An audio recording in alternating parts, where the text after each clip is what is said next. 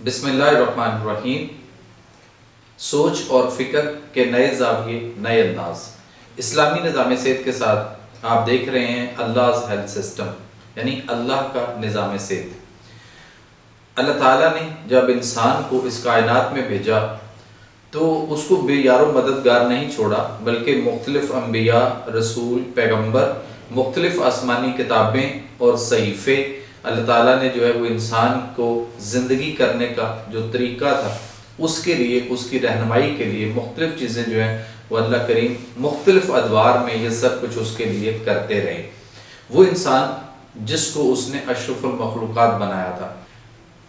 اب ہم زندگی کرنے کا جو طریقہ ہے، جو سسٹم اور وے آف لائف ہے، ہم اس سے بہت دور جا چکے ہوئے ہیں۔ اللہ کریم قرآن حکیم میں یہ فرماتے ہیں، سورہ روم کی آیت نمبر 30 ہے، یعنی چیپٹر 30 ورس 30، وہاں پہ اللہ فرماتے ہیں کہ ہم نے انسان کو اپنی فطرت یعنی قانون فطرت پر پیدا کیا اور اس کو سیدھا راستہ دین یعنی زندگی کرنے کا طریقہ، سسٹم اور وے آف لائف دیا۔ اسی کو اختیار کیے رہو۔ اللہ کی مخلوق میں کوئی تغیر و تبدیلی نہیں ہو سکتی، یہی سیدھا دین ہے، مگر بہت لوگ نہیں جانتے۔ تو جو نہیں جانتے ان تک ہم یہ اللہ's ہیلتھ سسٹم یا اللہ کا نظام صحت جو ہے اور زندگی کرنے کا جو طریقہ ہے وہ آپ تک پہنچانے کی کوشش میں ہیں، اور آپ اس بات کو آگے دوسروں تک جو ہے وہ بھی پہنچاتے ہیں، اور آپ کو پہنچانا بھی چاہیے، چونکہ یہ صدقہ جاریہ بھی ہے اور اللہ کی جو ہے نا وہ ہمارے سے ایک ڈیوٹی بھی ہے جو اللہ تعالیٰ ہم سب سے لے رہا ہے۔ تو ہم ٹاپک پہ آتے ہیں جو آج قرآن کے غذائی اصول اور ان کی اہمیت، اور میں آپ کا ہربر ڈاکٹر جمیل مہروی، اور آج ہم بات کریں گے قرآن کے غذائی اصول اور ان کی اہمیت کے حوالے سے۔ اس میں سب سے پہلے تو ہے کہ حفظان صحت اور کم خوری۔ نبی کریم صلی اللہ علیہ وسلم کا اصول یہ کہ کھانا تب کھائیں جب آپ کو خوب بھوک لگ جائے، یعنی بھوک آپ کی جب خوب چمک جائے، اور اس وقت کھانے سے ہاتھ کھینچ لیا جائے جب بھوک ابھی باقی ہوتی ہے۔ اس احادیث کی روشنی میں اگر ہم قرآن کی طب کو دیکھتے ہیں، طب قرآنی کو، تو وہاں پہ ہمیں ایک آیت ملتی ہے، کُلُوا وَاشْرَبُوا وَلَا تُسْرِفُوا،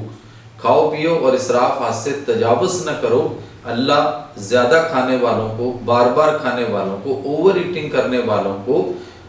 یعنی للے تللے کرنے والوں کو اللہ پسند نہیں فرماتا۔ یہ سورہ الاعراف کی آیت نمبر 31 ہے۔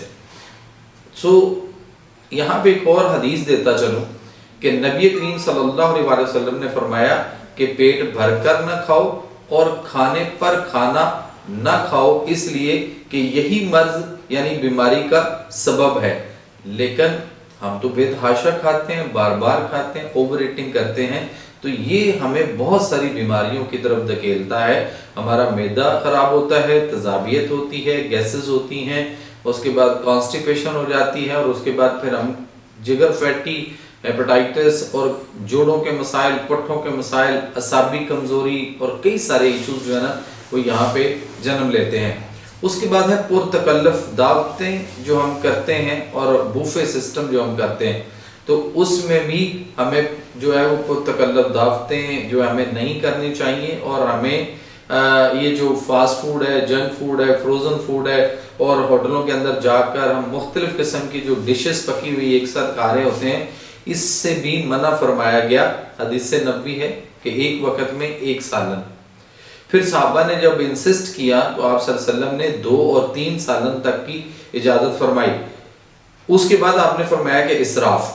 لیکن یہ بھی ساتھ فرمایا کہ یہ 1، 2 یا 3 جو ڈشز یا سالن کی بات آپ نے فرمائی، ہم نے یہ فرمایا کہ یہ آپ نے ایک دوسرے سے ان چیزوں کو دیکھنا ہے کہ یہ ایک دوسرے کے ساتھ کلیش نہ کرتی ہوں، ایگریویٹ نہ کرتی ہوں، مطابقت نہ کرتی ہوں، تو اس حوالے سے بھی ہمیں یہ دیکھنا پڑے گا۔ اس لیے ایک وقت میں ایک سالن، جسٹ اے سنگل ڈش کی بات جو ہے وہ آقا علیہ السلام نے ہمیں دی ہے۔ اس کے بعد ہم آ جاتے ہیں کہ کھانے میں جلدی نہیں کرنی چاہیے۔ ہم کھانا جو ہے وہ جلدی جلدی کھاتے ہیں، جبکہ ہمارے جو دانت اللہ نے 32 دی ہیں ان کے نیچے ہم کھانے کو اچھی طرح چبائیں، اور اتنا چبائیں کہ اس کا جوس کی شکل وہ اختیار کر جائے، وہ آپ کا لقمہ، اور چونکہ اس میں آپ کے معدے سے، آپ کی آنتوں سے مختلف قسم کے سلائیواز اور انزائمز جو ہیں وہ آپ کے منہ میں آئیں گے، اور وہ خوراک کے اندر مکس ہو رہے ہوتے ہیں اور خوراک کو ویلکم کر رہے ہوتے ہیں، ان کا اس میں شامل ہونا بھی بڑا ضروری ہے۔ لیکن ہم کیا کرتے ہیں کہ ہم فٹافٹ جلدی جلدی کھا کے نوالے کو نگل جاتے ہیں، تو اس لیے کھانے میں جلدی نہیں کرنی چاہیے ورنہ نقصان ہوگا۔ اس کے بعد ہے کھڑے ہو کر کھانا۔ ہم دیکھتے ہیں اکثر تقریبات کے اندر مختلف لوگ گھروں میں بھی، باہر بھی، ہوٹلز میں، مختلف جگہوں پہ شادی بیاہ کی تقریبات میں کھڑے ہو کر کھا رہے ہوتے ہیں، حالانکہ ڈائننگ ٹیبل اور کرسیاں بھی موجود ہوتی ہیں تو بیٹھ کر کھانا چاہیے۔ اور نبی کریم صلی اللہ علیہ وسلم نے فرمایا کہ کھانا پہلے جوتے اتاریں، پھر بیٹھ کر جو ہے وہ سکون سے کھائیں۔ لیکن ہم تو بیٹھ کر اگر کھاتے بھی ہیں تو جوتے پہنے ہوئے ہوتے ہیں، تو ہمیں جوتے بھی اتارنے چاہیے، اور پھر وہ بیٹھ کر کھانا، چاہے آپ ڈائننگ ٹیبل پہ ہوں یا کسی اور ریسٹورنٹ میں کسی بھی جگہ پہ ہوں، یا گھر میں کسی بھی ٹیبل کرسی سے یا بیڈ پہ، لیکن جوتا ضرور اتارنا چاہیے۔ جوتے اتار کر اور بیٹھ کر کھانا جو ہے وہ کھانا چاہیے۔ کھڑے ہو کر کھانا جو ہے وہ سخت ناپسند فرمایا گیا، بلکہ کہا، حکم یہ ہوا کہ اگر آپ کھڑے ہو کر کوئی پانی یا کھانے کی کوئی چیز نگل لیں اور بھول کر ایسا ہو جائے تو اس کے بعد آپ انگلی مار کر اپنے وہ کھانے یا پینے والی چیز کو باہر نکال دیجئے۔ لیکن ہم تو ان چیزوں سے بہت دور جا چکے ہوئے ہیں، تو ہمیں ان باتوں پہ توجہ دینی ہے۔ اسی طرح زیادہ گرم کھانا نہ کھائیں۔ ہم بہت زیادہ گرم کھانے کھاتے ہیں، اور وہ کھانا اتنا گرم ہوتا ہے کہ اس میں سے سیک نکل رہا ہوتا ہے، اس میں سے بھاپ نکل رہی ہوتی ہے، اور نبی کریم صلی اللہ علیہ وسلم اس وقت تک کھانے کو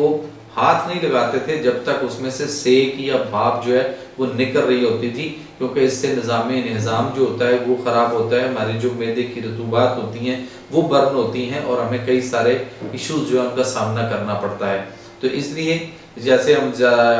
کافی پیتے ہیں، چائے پیتے ہیں، یا اور بہت سارے ایسے گرم مشروبات لیتے ہیں، تو ان کو گرم نہیں لینا چاہیے۔ یہاں تو لوگ کہتے ہیں کہ جی روٹی بھی گرم ہونی چاہیے، سالن بھی گرم زیادہ ہونا چاہیے، تیز، اور اس کے ساتھ پانی یا جو